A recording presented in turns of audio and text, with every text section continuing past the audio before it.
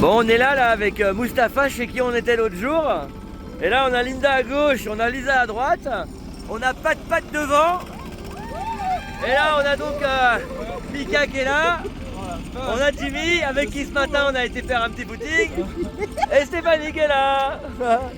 On laisse les véhicules et là on va. Hey, ouais, il est malade avec son truc.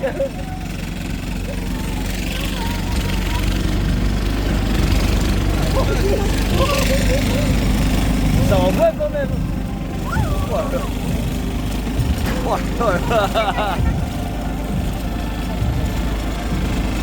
Ouais.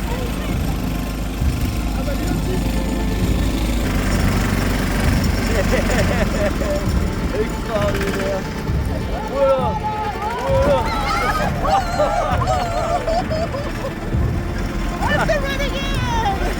Il est fou, Mustapha. Oh, putain, le dos. Oh la vache. Pas grave. Oh, pas de patte. Il est malade.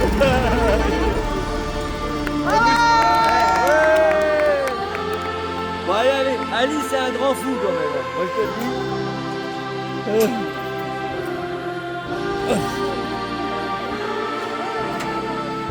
Il est fou. Ali quoi. Là c'est le jardin, c'est une partie du jardin de sa petite maison qu'il a ici. Donc tu vois, on a la petite maison qui est là, on va y rentrer. Souterrain, de maison souterraine. Ouais, une maison souterraine, c'est une maison troglodyte en fait, hein, c'est ça qui est intéressant. Et tu vois, en fait, là c'est le terrain où il fait des fraises et puis un petit peu de vigne, des raisins.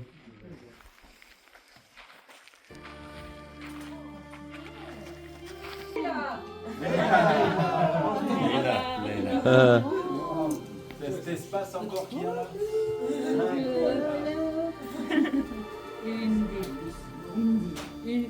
Stéphanie. Stéphanie, c'est dur à dire Stéphanie. Ingrid, non. Ah, c'est eux, c'est bien. Ah, Ingrid, Ah ouais. Et tu viens ici des fois dormir et tout que la journée. Nous venir tout de suite. Une demi-heure, avant une demi-heure. D'accord. Elle est venue une demi-heure faire le feu. Bon, on a un petit problème. On est chez Ali, dans sa maison troglodyte. Adorable Ali, et en fait on avait compris que c'était pour le thé. À l'unanimité. Oui. On sort de table. Il est venu nous chercher à 14h. Tu t'imagines bien que nous on a mangé avant pour ne pas avoir faim. Tu vois? Voilà. Et là, la madame elle est en train de faire le couscous. Une grande assiette chacun. C'est du costaud, hein? Ouais. Ouais. Surtout avant l'assiette de couscous, on a ça. Ah oui, on a eu le petit apéro qui est juste là. Ouais, bon bah on te montre les plats dans 5 minutes. T'imagines même pas. On est heureux. J'adore. Moi j'adore. C'est quoi? Avec du couscous. Du beurek, ça s'appelle beurek. Du beurek. Ouais, beurek.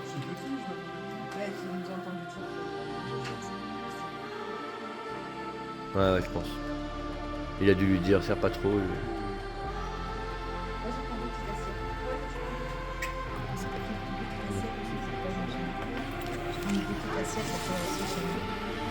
Cette petite portion. Celle-là, elle est belle, sagette. Ah, ok. Mika, fais-moi voir ta tête. Ah bah là, mon ami, t'imagines mettre ça après le repas qu'on a fait ce midi là? Je sais pas où ça rentre. Ça c'est bien, mais c'est pas beaucoup de Bah, tu sautes pour tasser comme je dis tout à l'heure. Bon voilà. Ah, on a le Sky qui arrive avec Ali.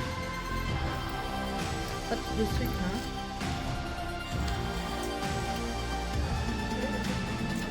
C'est extraordinaire. Moustapha, dis-moi comment tu vas? Bah, je sens que le ventre est tendu. Mais Ok. ça va. Ok, Moustapha ça va. Donc là c'est sa deuxième assiette, elle est vide. Il en a pris une première avant. Et il en a déjà pris deux au camp. Et ça va bien. Hein. Et ça va bien. Du coup bah il stocke. Bon par contre à côté de ça on a Jérôme. Gérard, l'assiette de Mustapha. Eh oui, tu veux? Tu veux, Mustapha? Il a eu un petit moment d'hésitation, t'as vu quand même Voilà. Moi je dis que c'est quand même assez extraordinaire que tu puisses mettre ça quand même. Je sais pas où tu mets ça. À mon avis t'es rendu là tu vois. Ouais, j'ai pas encore la. Ouais ouais. Incroyable. Il est incroyable. Donc là on a descendu le terrain. La quiétude de cette personne, c'est quand même. Heureux comme tout.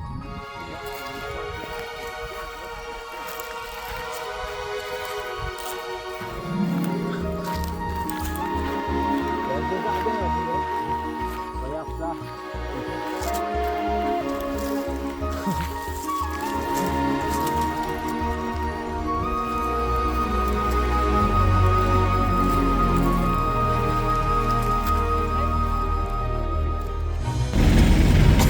On est reparti avec pas de patte. En hauteur. Ouais.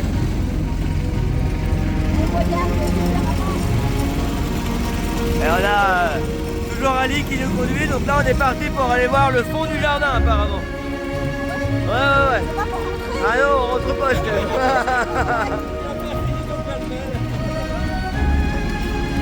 Oh là là.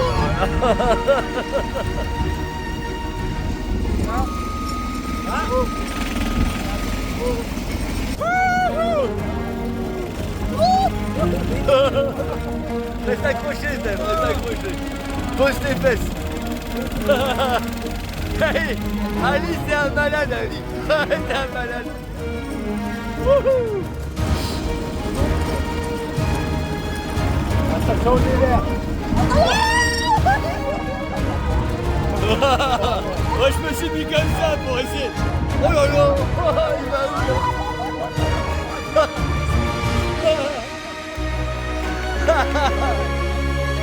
Oh là là. Il est fou Ali.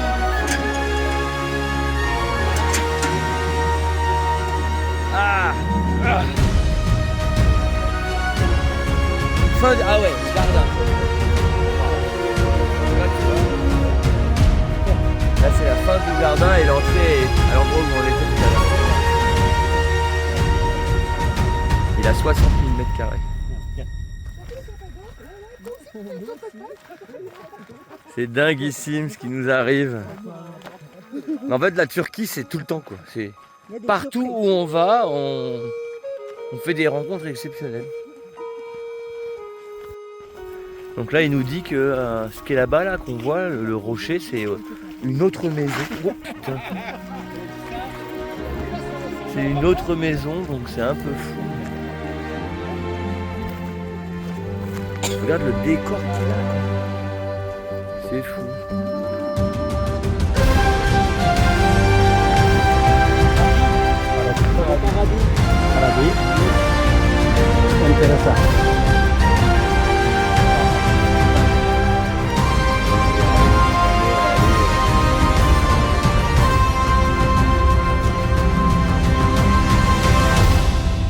Il a la forme Ali quoi. Ouais.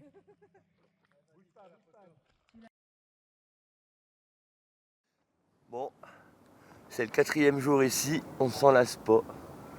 On regarde toujours les montgolfières. Alors la plupart du temps, je t'avoue qu'on reste au chaud dans les véhicules. Mais ce matin, c'est samedi. Et samedi, on s'est dit que peut-être il y en aurait plus. Bon, finalement, il n'y en a pas plus que mercredi quand on est arrivé. Mais franchement, le décor est fou, quoi. Tu vois, c'est dingue, quoi. Hein, c'est dingue. Tu sais pas où regarder, quoi. Il y en a partout. Steph, elle a préféré rester ce matin au chaud. Mais c'est fou, quoi. Et là, on a donc Jérôme à côté, qui est juste là, qui fait voler son petit drone.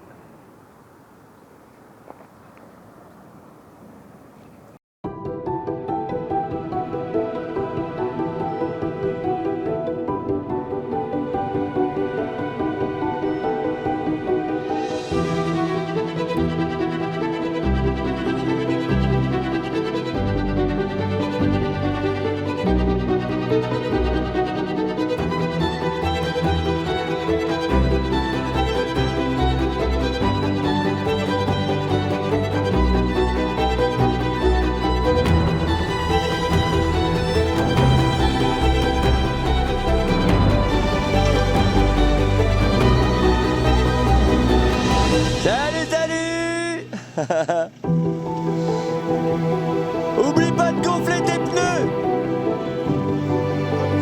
Ah ouais. Allez, bye bye.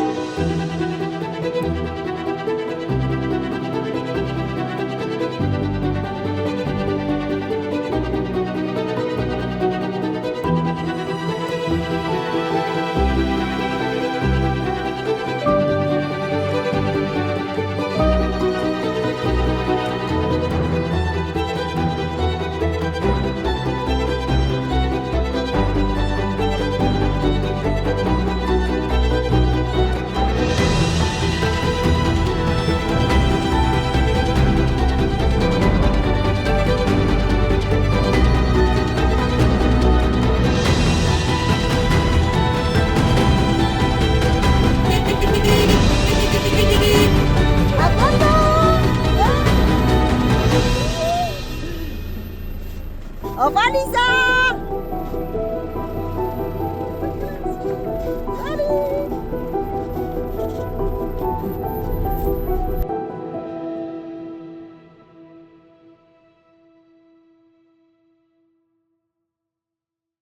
Hello tout le monde. Salut tout le monde. Bon là on a quitté nos amis, donc on était au Cappadoce là pendant 4-5 jours. On a passé la semaine là-bas, hein. Franchement c'était vraiment sympa. Semaine, ouais. Bon c'est très touristique mais on n'a quand même pas été débordés. On a vraiment pu prendre des images de dingue, tu as pu le voir là, c'était fou, les montgolfières comme ça qui montent. Alors on sait bien que niveau écologie on peut faire mieux, mais pour le plaisir des yeux, ça vaut le détour. Là on est à Derenkuyu. Ouais. Donc Derenkuyu c'est une cité souterraine qui est au sud des Cappadoces. C'est une cité qui normalement a dû être construite au 6e siècle à peu près, 5e, 6e siècle avant Jésus-Christ. Pour pouvoir, comment on dit? Qu'est-ce que tu fais? Ah les chiens, putain, va me couper ma vidéo quoi, c'est pas possible, je peux pas. Bon, comme je te disais, du coup là on est à Derenkuyu, donc c'est une cité souterraine. Et c'est une cité qui pouvait abriter jusqu'à 20 000 personnes, ce qui est quand même assez incroyable. Elle a été construite au 6e siècle avant Jésus-Christ, normalement pour pouvoir lutter contre les envahisseurs. Voilà, il y a un petit peu de monde avec des bus de chinois. Ouais. La taille pour Stéphane. C'est vrai que c'est fait à la taille de Steph. Ce sont les ancêtres qui ont construit cette maison.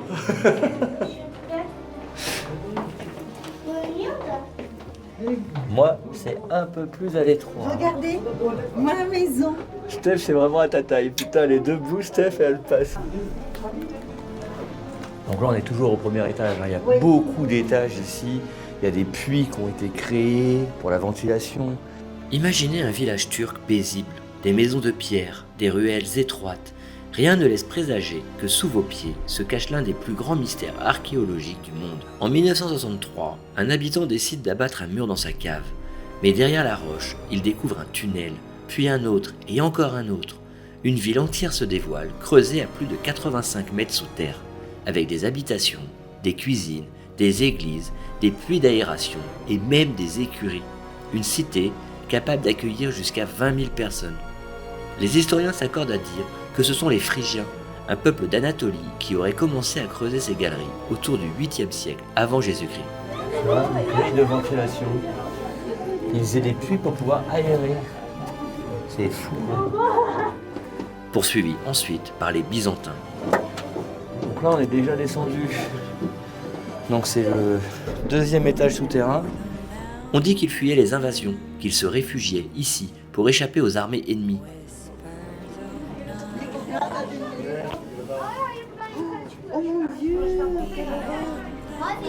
Ouais, ça descend loin. Hein. Donc là, on a un vrai puits pour l'air. Non, c'est pour l'air et peut-être pour l'eau. Ouais, peut-être pour l'eau. Peut-être. En tout cas, ça servait aux deux. Pour l'eau et l'air. Des puits de ventilation, quoi. Mais est-ce vraiment la seule explication? Regardez ces galeries, ces blocs de pierre circulaires qui servaient de porte, ce savoir-faire.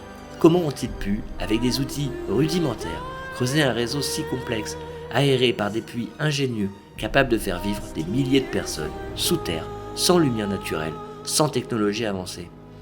Certains pensent que Derin Kuyu est bien plus ancienne, qu'elle aurait été bâtie à une époque où l'humanité possédait un savoir aujourd'hui perdu.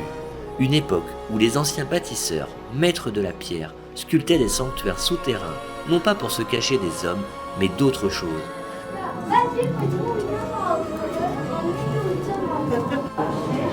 Regarde un peu là, on est sur, on est descendu déjà pas mal. On est sur le fond d'un tunnel. C'est déjà assez impressionnant. Ils avaient déjà une idée de la conception. Il fait frais là. Je pensais qu'il ferait chaud, mais il fait frais. Ouais, il n'y a rien. Juste ça ici, là ici, et là ici. Les chambres. Je sais pas, non, plutôt un lieu de convivialité. Là, c'est un lieu assez grand. C'est assez étrange. On ne sait pas trop comment l'expliquer, forcément. On pensait que ce sont des fourmiliers, c'est des petits. Ouais.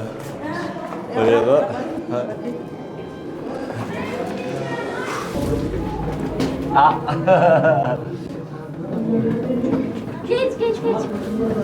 Bah là, à mon avis, pas sûr. Böyle azıcık geriye gitseniz. Mümkün mü? Fais marche arrière. Alors, marche arrière toute. River.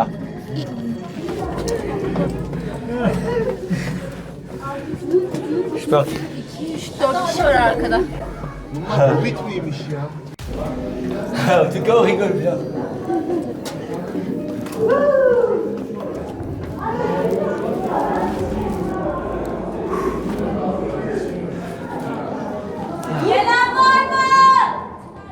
Ok. Regardez ces immenses portes de pierre. Elles ne protègent pas seulement contre des envahisseurs, elles semblent conçues pour résister à une menace bien plus grande. Ah ouais, tu vois, ils ont fait des puits d'aération partout. Regarde là, quand tu vas là-bas, je suis sûr que si tu vas là-bas, il y a aussi des puits partout là. En fait, ils ont creusé des galeries. Regarde, il y a même de la végétation là. Il y a un gros point d'humidité ici. Et il y a de la végétation. Incroyable. Il y a de la mousse souterraine ici. Regarde un peu. Ouais, regarde, il y a de la mousse ici. Une catastrophe, un cataclysme. Les légendes parlent d'un temps où la terre fut frappée par le feu et l'eau, d'un âge oublié où les hommes se réfugièrent sous la surface pour survivre à une apocalypse. Un mythe? Peut-être. Mais pourquoi retrouve-t-on ces mêmes cités souterraines aux quatre coins du monde? Pourquoi Derin Kuyu résonne-t-elle avec d'autres vestiges enfouis, d'autres mystères qui défient encore notre compréhension? Tu vois, c'est ce que je te disais tout à l'heure. C'est dingue, ça arrive à faire la photosynthèse, quoi. Une zone humide, et on a la photosynthèse. Alors qu'en pensez-vous? Simple refuge ou vestige d'un passé oublié? À vous de décider, mais ici, Sous la roche de Cappadoce, une vérité demeure. L'histoire n'a pas encore livré tous ses secrets.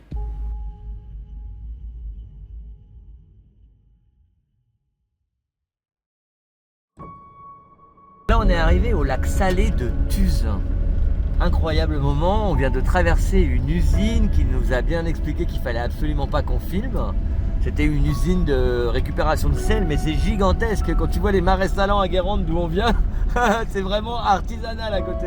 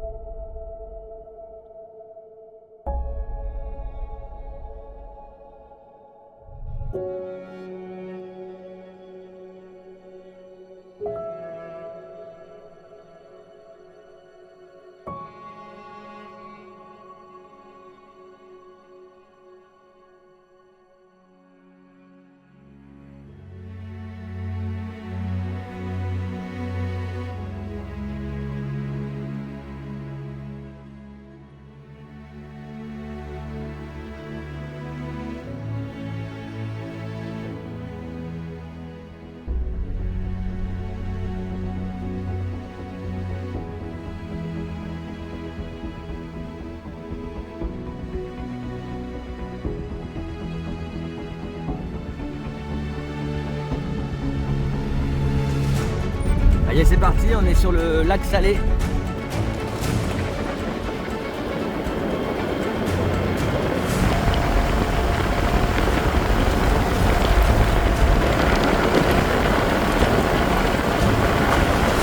Alors, Nico, qu'est-ce que t'en penses?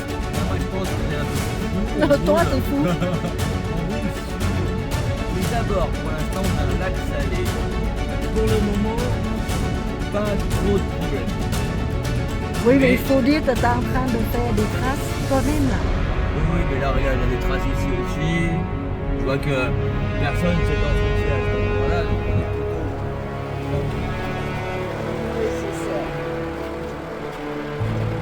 Hé hé hé, coucou tout le monde. Coucou tout le monde. Bon, là on a roulé un peu aujourd'hui, on a fait quoi comme cité ma chérie? La cité de... Je m'en rappelle. Couillou, impeccable. Donc on te fait les images et là après ça on a été faire des petites courses en ville. On a ensuite été manger un truc et après on a roulé. Et là on est là, regarde. On a un coucher de soleil qui va avoir lieu bientôt, tu vois, juste là en face. Et nous, on est là. Tu vois,